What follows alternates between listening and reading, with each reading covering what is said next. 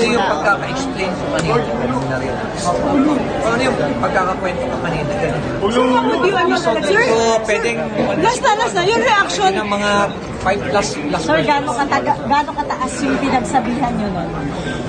Sir, your reaction dun sa... Ay. Anyway, nabanggit naman namin lahat na kay Presidente. So, bahala na siya. Sir, your reaction dun sa demeanor kanina ni Albayalde.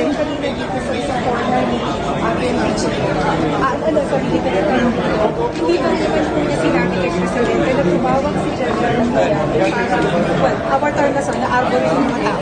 Hindi nyo na lang si... I'm not lying. I'm not lying.